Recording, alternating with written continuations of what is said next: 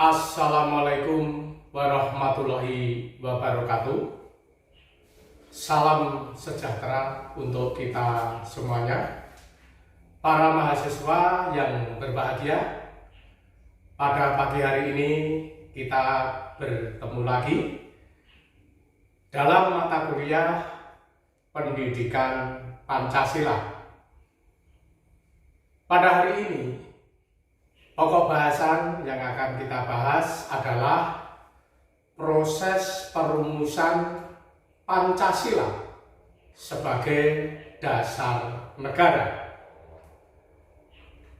Namun sebelumnya, saudara-saudara mahasiswa, sebelum kita membahas proses perumusan Pancasila sebagai dasar negara, Pak Sis akan membahas proses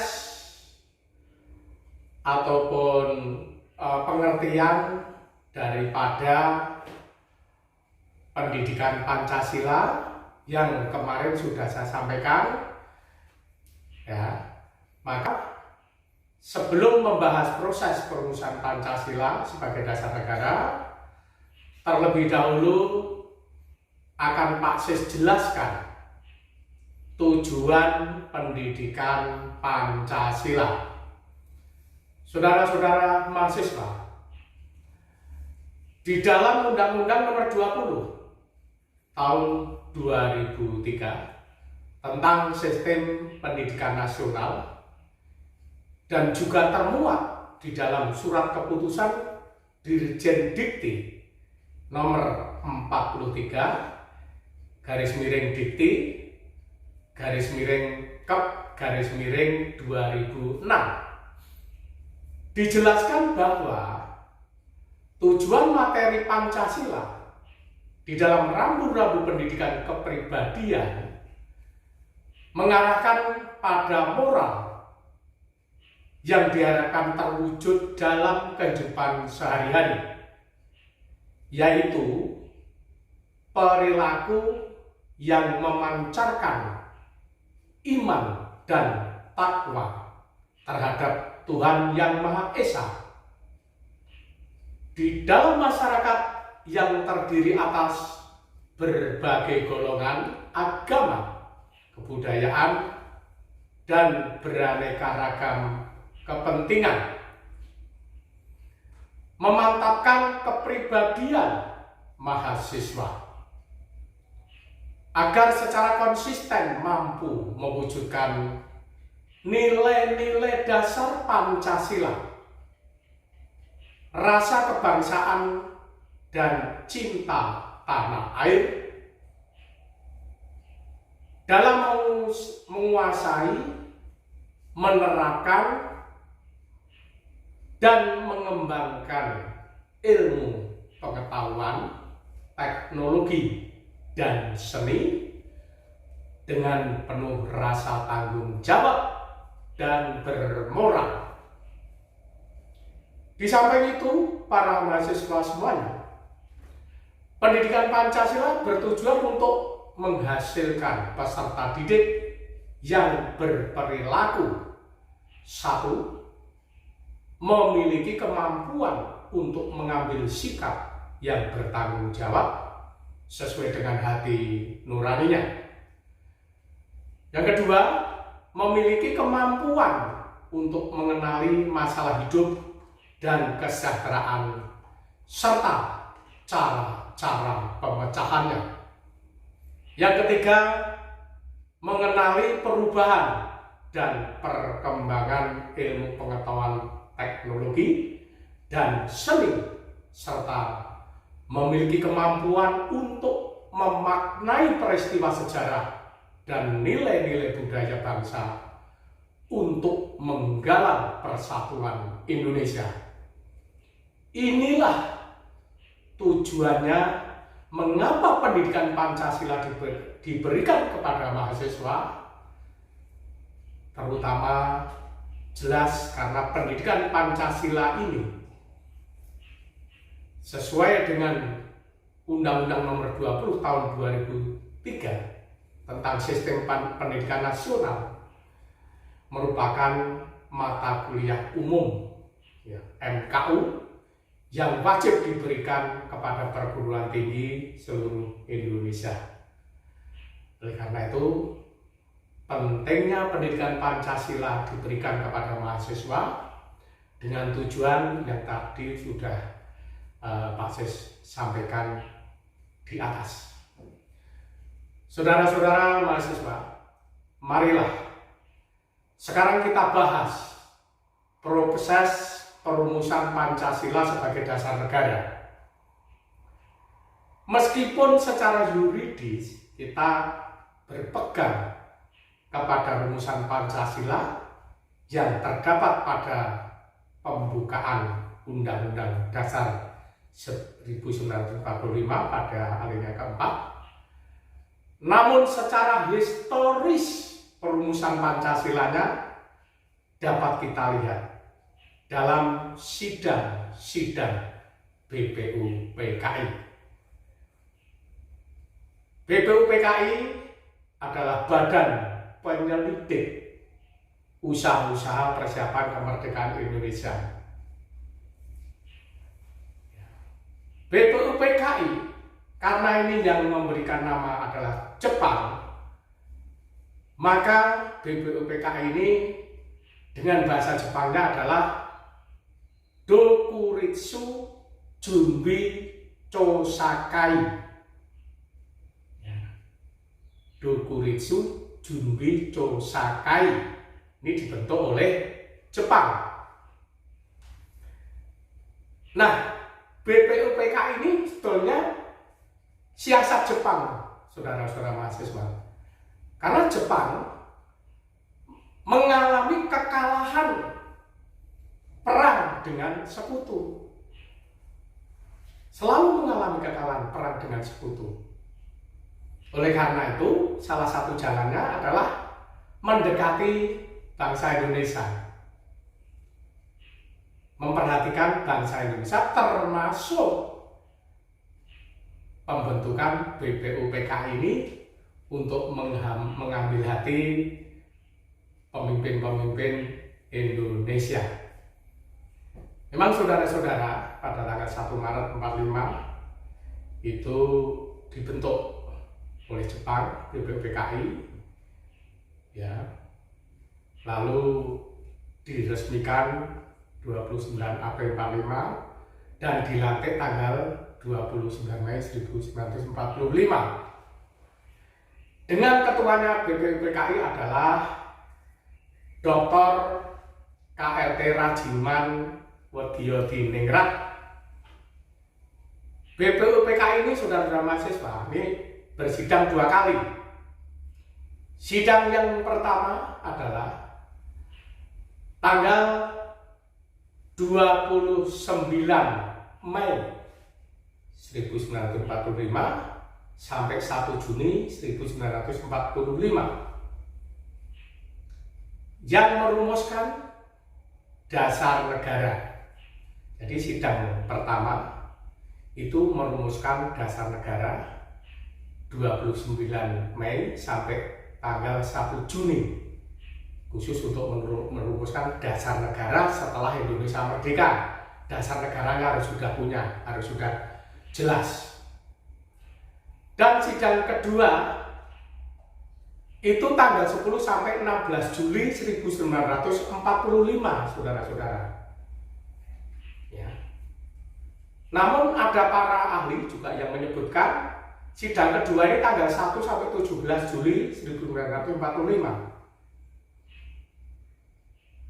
Nah, para mahasiswa tidak usah gelisah, ada perbedaan tanggal. Yang jelas buku pegangan untuk perkuliahan kita adalah pegangan dari Profesor Dr. Kailan, Guru Besar Pendidikan Pancasila Universitas Gadjah Mada.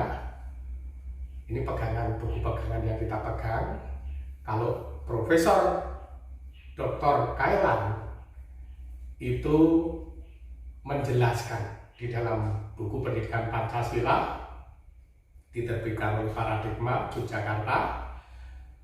Sidang kedua BPUPKI adalah tanggal 1 sampai tanggal 16 Juli 1945.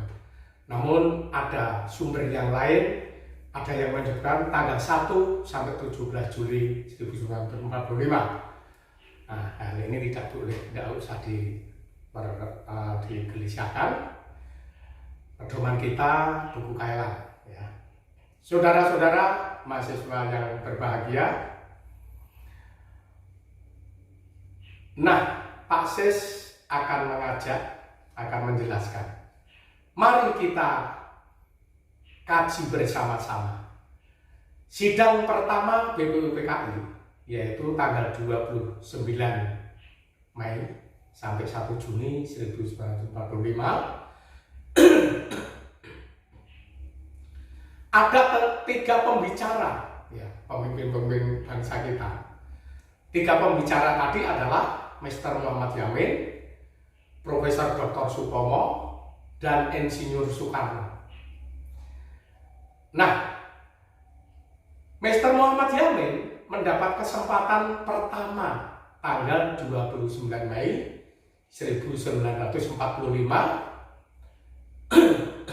untuk menyampaikan, untuk mengusulkan dasar negara, ya, 5 dasar negara setelah Indonesia merdeka.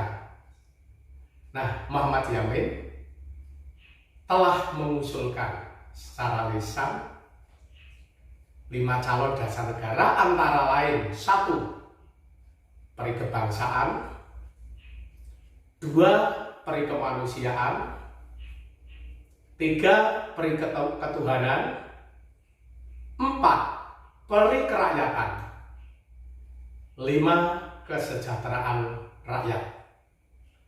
Ini yang diusulkan Mr. Muhammad Yamin pada tanggal 29 Mei 1945 pada sidang pertama BPU PKI. Diusulkan secara lisan, saudara-saudara.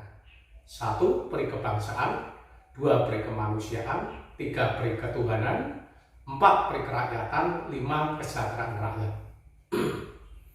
Saudara-saudara mahasiswa, di samping Muhammad Yamin ini mengusulkan secara lisan, juga mengusulkan secara tertulis. Usulan Muhammad Yamin secara tertulis: 1. Ketuhanan yang Maha Esa, 2. Kebangsaan Persatuan Indonesia, 3. Rasa kemanusiaan yang adil dan beradab, 4. Kerakyatan yang dipimpin oleh hikmat kebijaksanaan dalam permusyawaratan perwakilan, yang kelima, keadilan sosial bagi seluruh rakyat Indonesia. Ini saudara-saudara mahasiswa, sidang pertama 29 Mei 1945 yang berbicara adalah Mr. Muhammad Yamin telah mengusulkan 5 calon dasar negara setelah Indonesia merdeka nanti. Selanjutnya, sidang hari keduanya yaitu tanggal 31 Mei 1945 yang berbicara adalah Profesor Dr. Supomo. Profesor Dr. Supomo telah mengusulkan 5 calon dasar negara setelah merdeka. 1. Paham negara persatuan, 2. Perhubungan negara dan agama, 3. Sistem badan permusyawaratan, 4. Sosialisme negara, 5. Hubungan antar bangsa. Saudara-saudara mahasiswa, ini sama saudara-saudara. Ada buku sumber yang lain yang menyebutkan tidak sama dengan ini, tapi tidak perlu dipertentangkan, perlu saya sampaikan. Di dalam buku Purwanto Kusdiyo, ya, dalam bukunya Pendidikan Pancasila terbitan tahun 2007, diterbitkan Geraha Ilmu Jogja, pada halaman 12, Purwanto Kusdiyo mengatakan Profesor Dr. Supomo mengusulkan tanggal 31 Mei 1945 antara lain yang diusulkan: 1. Persatuan, 2 kekeluargaan, 3 keseimbangan lahir dan batin, 4 musyawarah, 5 keadilan rakyat. Nah, ini ada 2 versi ya, tapi tidak perlu dipertentangkan karena ini sejarah. Perlu saya sampaikan ada beberapa sumber, tapi pada intinya esensinya adalah sama. Semua merancang, semua meracik calon dasar negara setelah Indonesia merdeka. Semuanya adalah mengarah ke sana. Satu tujuan setelah Indonesia merdeka harus memiliki dasar negara. Saudara-saudara mahasiswa, terakhir saudara, hari terakhir yaitu tanggal 1 Juni 1945, sebagai pembicaranya adalah Insinyur Soekarno. Insinyur Soekarno mengusulkan dasar negara setelah Indonesia merdeka: 1, kebangsaan Indonesia; 2, internasionalisme atau perikemanusiaan; 3, mufakat atau demokrasi; 4, kesejahteraan sosial; 5, ketuhanan yang berkebudayaan. Soekarno juga mengusulkan agar 5 dasar negara nanti dinamakan Pancasila. Kata beliau, ini dari temannya seorang ahli bahasa, tidak menyebutkan namanya. Jadi Soekarno mengusulkan 5 dasar dan supaya dinamakan Pancasila pada tanggal 1 Juni 1945. Maka setiap 1 Juni 1945 selalu diperingati hari lahirnya Pancasila karena mengacu kepada usulan Soekarno. Nama Pancasila diusulkan oleh Soekarno. Padahal Muhammad Yamin, Profesor Dr. Supomo tidak mengusulkan namanya, hanya mengusulkan rencana dasar negaranya. Ya, itu yang perlu digarisbawahi saudara-saudara. Dulu memang sempat berhenti peringatan 1 Juni itu hari lahirnya Pancasila, sempat berhenti. Namun setelah Presiden Jokowi ini sebagai presiden mengeluarkan sebuah kepres yang dimana pada tahun 2016 kepres itu menyatakan bahwa tanggal 1 Juni merupakan hari lahirnya Pancasila dan sekarang mulai diperingati lagi. Untuk itu kita juga harus ikut menghormati karena ini memang keputusan ketatanegaraan kita. Saudara-saudara mahasiswa, setelah ketiganya mengusulkan calon dasar negara, maka selanjutnya untuk mengkaji ya, dibentuklah panitia kecil yang disebut panitia 9. Ini diketuai oleh Soekarno. Nah, panitia 9 ini merumuskan dan melaporkan kepada BPUPKI tanggal 22 Juni 1945 yang disebut hasil dari panitia 9 disebut Piagam Jakarta. Bagaimana rumusannya Piagam Jakarta yang dilaporkan pada tanggal 22 Juni 1945 kepada BPUPKI? Ya. Rumusannya sebagai berikut, saudara-saudara. 1. Ketuhanan dengan kewajiban menjalankan syariat Islam bagi pemeluk-pemeluknya. Yang kedua, kemanusiaan yang adil dan beradab. Yang ketiga, persatuan Indonesia. Yang keempat, kerakyatan yang dipimpin oleh hikmat kebijaksanaan dalam permusyawaratan perwakilan. 5. Keadilan sosial bagi seluruh rakyat Indonesia. Inilah saudara-saudara. Setelah dibentuk panitia kecil diketuai oleh Soekarno yang disebut panitia 9, menghasilkan karya yang disebut Piagam Jakarta, isinya yang telah saya sampaikan tadi. Saudara-saudara mahasiswa, setelah melalui berbagai musyawarah, saudara-saudara, ternyata ada yang harus direvisi karena dianggap kurang memenuhi Bhinneka Tunggal Ika, bahwa Indonesia itu terdiri dari beberapa agama, suku, ras, dan lain sebagainya. Sehingga sila pertama Piagam Jakarta yang berbunyi ketuhanan dengan kewajiban menjalankan syariat Islam ya bagi pemeluk-pemeluknya, ini direvisi menjadi ketuhanan yang Maha Esa. Ini legowonya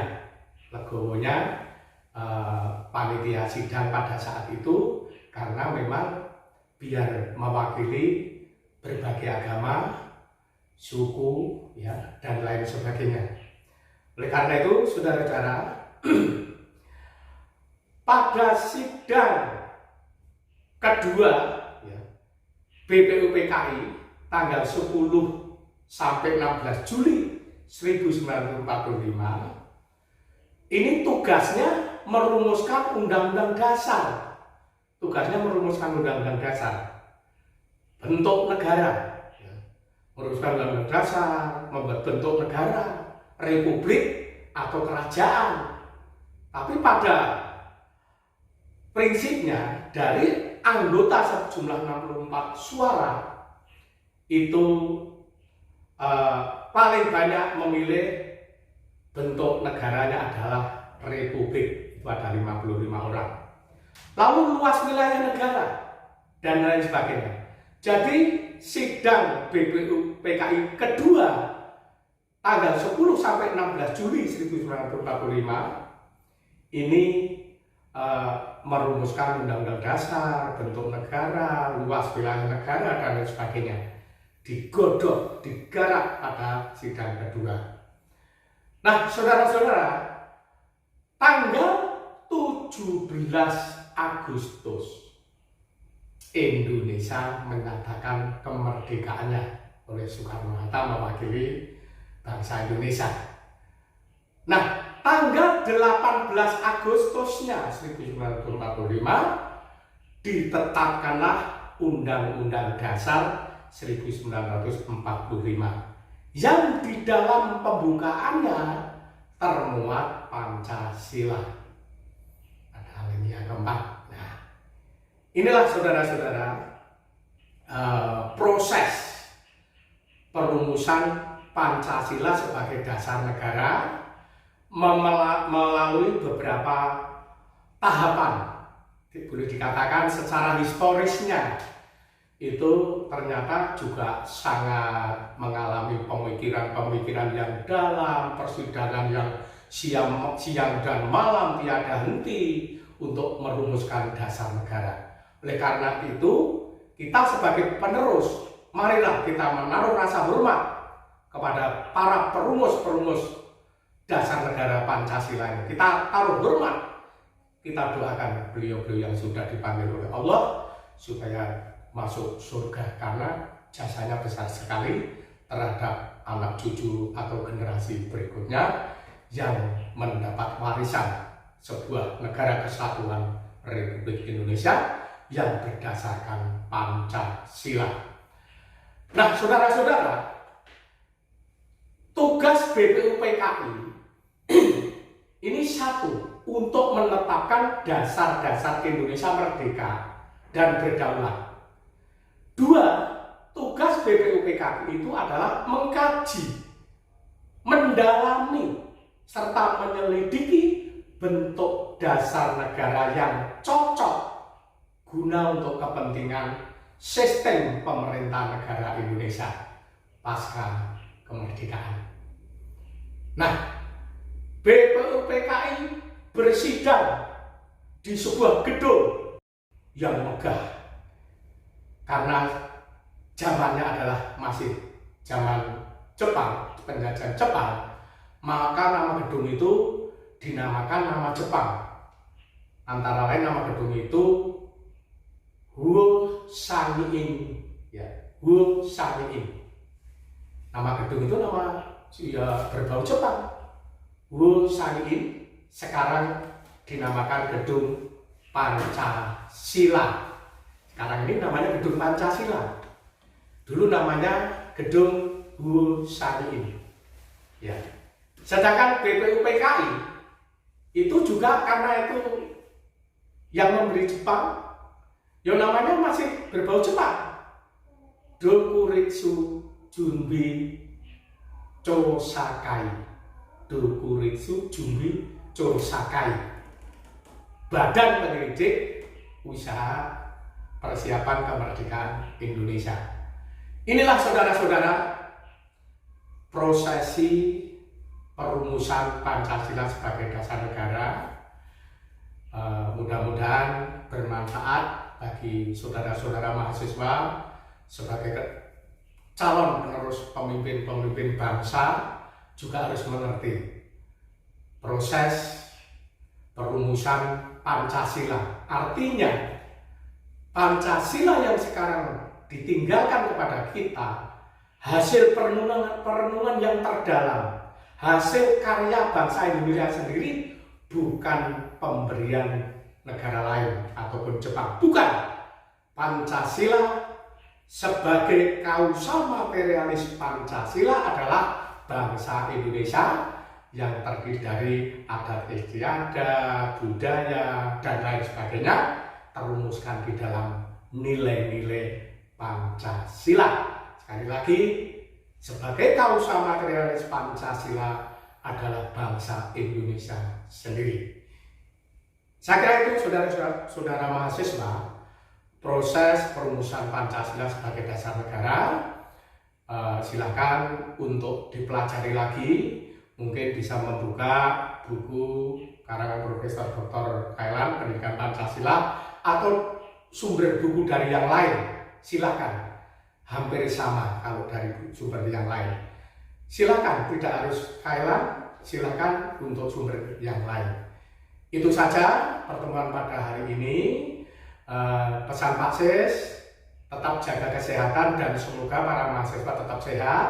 Kita tetap selalu berada dalam lindungan Allah Subhanahu wa Ta'ala, terhindar dari COVID-19 yang sekarang belum melandai. Kita harus tetap jaga prokes, protokol kesehatan. Kemana-mana harus pakai masker. Ya, jangan bergerombol, cuci tangan dengan bersih dengan air sabun, dan yang jelas jangan lupa yang belum vaksin segera vaksin karena itu akan membantu program pemerintah kita menjadi sehat. Sekian, terima kasih. Bertemu di minggu depan. Akhirul kalam. Wassalamualaikum warahmatullahi wabarakatuh.